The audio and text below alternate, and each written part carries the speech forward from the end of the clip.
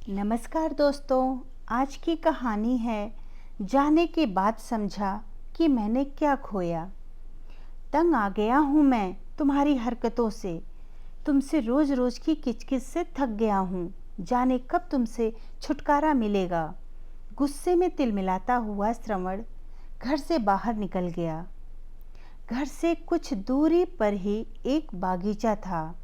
श्रवण अक्सर पत्नी से बहस करके वहाँ चला जाता था। आज भी कदम खुद ब खुद उस ओर चल दिए। थोड़ी देर में ही बागीचे में पहुँचा और एक बेंच पर जाकर बैठ गया। बागीचे में ही एक छोटा सा पार्क था जहाँ पे कुछ बच्चे खेल रहे थे और श्रवण चुपचाप बच्चों के खेल को देख रहा था।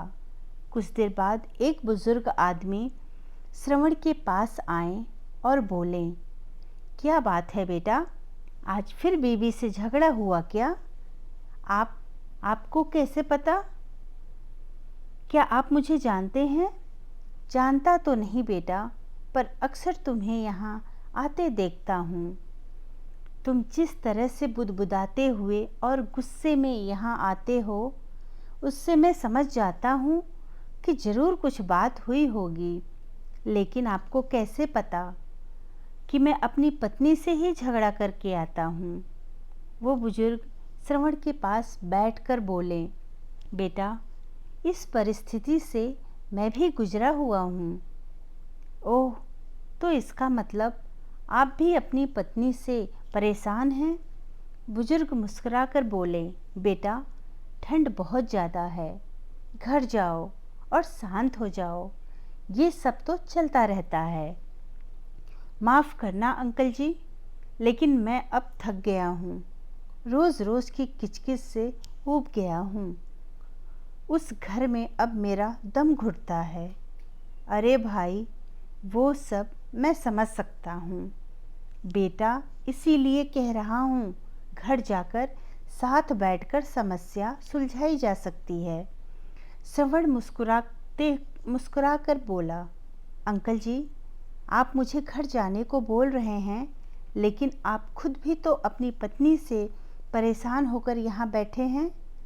बुजुर्ग फिर मुस्कुराकर बोले, बेटा, मुझे परेशान करने वाली तो अब इस दुनिया में ही नहीं रही। पूरे 6 महीने हो गए उससे गुजरे हुए। जब तक थी तब तक मैं भी अक्सर हर छोटी छोटी बात पर उससे गुस्सा होकर उस पर चिल्लाकर यहाँ आ जाता था। लेकिन उसके चले जाने के बाद मुझे समझ आ रहा है कि मैंने क्या खोया है। आज बच्चे अपनी दुनिया में मस्त हैं।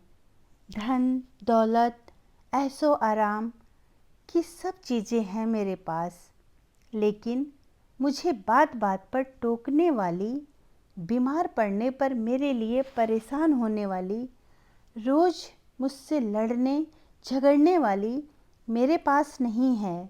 उसके रहते मैंने कभी उसकी कदर नहीं की, लेकिन उसके जाने के बाद मुझे पता चला वो धड़कन थी, सिर्फ मेरी ही नहीं, मेरे घर की भी। पत्नी क्या होती है ये मुझे उसके चले जाने के बाद एहसास हुआ। उसका कर्ज तो मैं कभी नहीं उतार पाऊँगा बेटा, लेकिन तुम्हारे पास अभी वक्त है।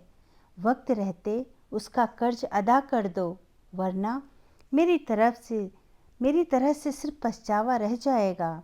बुजुर्ग की आंखों में दर्द और आंसुओं का सैलाब था। श्रवण बिना कुछ बोले उनके गले से लग गया और फौरन घर की ओर चल दिया। दूर से देखा तो श्रवण की पत्नी दरवाजे पर खड़ी उसकी राह देख रही थी। पास में पहुंचा ही था कि उसने कहा, ठंड में कहाँ चले गए थे? बाहर कितनी ठंड है, आपको पता है ना, आपसे ठंड बर्दाश्त नहीं होती। कम से कम स्वेटर या शॉल तो लेकर जाते, और ये क्या, पैरों में मोजे भी नहीं पहनी? हद करते हैं, बिना मोजे कि आपको जुकाम हो जाता है, पता है ना। श्रवण उसकी तरफ पास आकर कहा, मुझे इतना भाषण सुना रही हो, लेकिन तुम भी तो इतनी ठंड में बिना कुछ ओढ़े दरवाजे पर खड़ी हो, क्या तुम्हें ठंड नहीं लगती? वो कुछ नहीं बोली। शायद पहली बार मैंने श्रवण उसकी फिक्र की थी। मेरी बात सुनते ही उसकी आंखें भर आईं और दोनों ने आंखों ही आंखों में आज एक दूसरे के लिए अथाह प्रेम देखा। श्रवण उसे गले से लगाकर भीतर ले आया।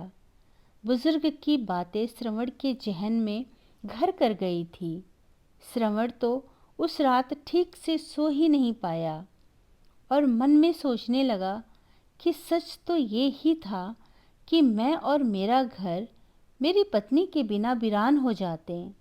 मैं कितना भी कर लूं, लेकिन उसका कर्ज शायद मैं कभी ना चुका पाऊं। पर हाँ, एक छोटी सी शुरुआत कर दी थी, कुछ उसको समझाने की, कुछ खुद को समझने की।